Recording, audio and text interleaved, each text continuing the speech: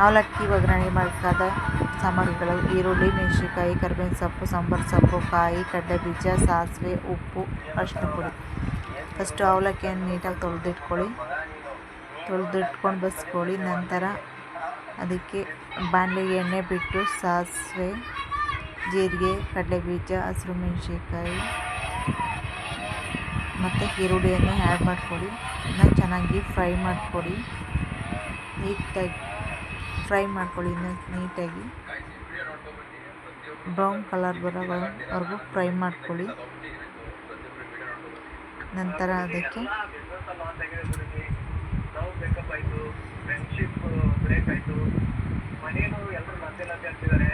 ಒಂದು ಚಿಟಿಕೆ ಅರಿಶಿನ ಪುಡಿ, ಸ್ವಲ್ಪ ಉಪ್ಪನ್ನು ಸೇರಿಸ್ಕೊಳ್ಳಿ. ಜಾಸ್ತಿ ಉಪ್ಪು ಹಾಕ್ಕೋಬೇಡಿ. ಆಮೇಲೆ ತೊಳೆದಿಟ್ಕೊಂಡಿರೋ ಅವಲಕ್ಕಿಯನ್ನು ಮಿಕ್ಸ್ ಮಾಡ್ಕೊಳ್ಳಿ. ಒಂದು ಸತಿ ನೀಟಾಗಿ ಮಿಕ್ಸ್ ಮಾಡ್ಕೊಂಡ ನಂತರ ಅದಕ್ಕೆ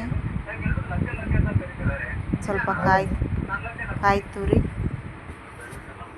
ಸ್ವಲ್ಪ ಕರಿಬೇವಿನ ಸೊಪ್ಪು ಆ್ಯಡ್ ಮಾಡ್ಕೊಳ್ಳಿ. ನೀಟಾಗಿ ಒಂದು ಸತಿ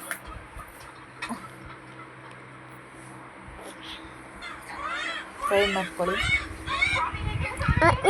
ರೆಡಿ ಆಯಿತು ಇನ್ಸ್ಟೆಂಟ್ ಈಸಿ ರೆಸಿಪಿ ಅವಲಕ್ಕಿ ರೆಸಿಪಿ.